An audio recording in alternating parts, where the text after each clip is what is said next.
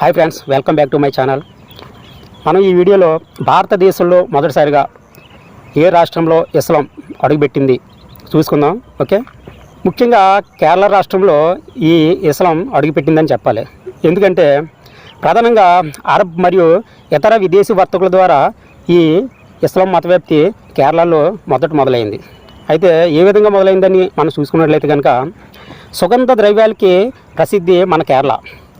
అప్పటి నుంచి ఇప్పటి వరకు కూడా మన భారతదేశంలో మొదటి స్థానంలో ఉన్నది సుగంధ ద్రవ్యాల ఉత్పత్తిలో మన కేరళ రాష్ట్రం. అయితే ప్రపంచంలోనే మన భారతదేశం కూడా ప్రథమ స్థానంలో ఉంది ఉత్పత్తిలో, వినియోగంలో, ఎగుమతుల్లో కూడా. అయితే మన భారతదేశంలో ప్రత్యేకంగా ఈ సుగంధ ద్రవ్యాల ఉత్పత్తిలో కేరళ వాటా ఇంచుమించు 45% వరకు ఉంది. అయితే ఈ సుగంధ ద్రవ్యాలు కొన్ని వాతావరణ పరిస్థితుల్లో మాత్రమే పండటం జరుగుతుంది. అయితే దానివలన అరబ్బులు ఇంచుమించు క్రీస్తు శకం 7వ శతాబ్దంలో కేరళ తీర ప్రాంతాలకు ఈ అరబ్బులు, విదేశీ వర్తకులు వస్తూ పోతూ ఉండేవారు. కాలక్రమేణా ఈ వాణిజ్య సంబంధాలు ఏ విధంగా మారినాయంటే స్నేహ సంబంధాలుగా, వివాహ సంబంధాలుగా మారి సాంస్కృతిక మార్పిడి మరియు మిషనరీ కార్యకలాపాల ద్వారా స్థానిక సమాజంలో ముస్లిం మతవ్యాప్తి జరగడం మొదలైంది. ఈ విధంగా స్థానిక ప్రజల్లో ఎందుకు మతవ్యాప్తి జరిగింది, ముస్లిం మతవ్యాప్తి జరిగిందని మనం చూసుకున్నట్లయితే కనుక ఆ మలబార్ తీర ప్రాంతాన్ని ఒక రాజు పరిపాలిస్తుండేవారు. ఆయన పేరు ఏం పేరు అంటే చర్మన్ పెరుమల్ రవివర్మ కులశేఖర్.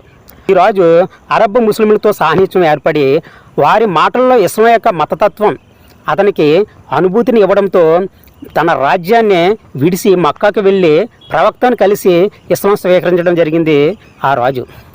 ఈ విధంగా మనకి మలయాళ పుస్తకాల్లో లిఖితపూర్వకంగా రాయబడి ఉంది ఈ యొక్క కథ. అయితే ఆ రాజు అక్కడ మరణించడం జరిగింది.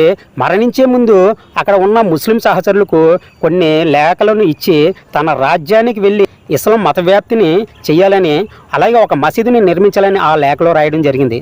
ఇతని కోరిక మేరకు మాలిక్ బిన్ దినార్ అనే ఒక సహచరుడు ఏం చేశాడంటే మల్బార్ ప్రాంతంలో అక్కడికి వచ్చి జోమా మసీదు నిర్మించి దానికి అతని పేరు పెట్టడం జరిగింది. అయితే దీన్ని మొదట హిందూ ఆలయ పద్ధతిలో నిర్మించడం జరిగింది. ప్రస్తుతం ఈ మసీదు ముస్లిం పద్ధతిలో ఈ మసీదుని పునరుద్ధరించడం జరిగింది ఈ మసీదుని.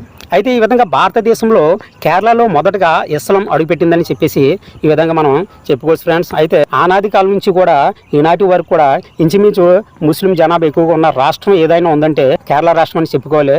ఓకే ఫ్రెండ్స్, మళ్ళీ ఒక మంచి వీడియోతో మళ్ళీ మీ ముందుకు వస్తాను. జై భీమ్, జై భారత్.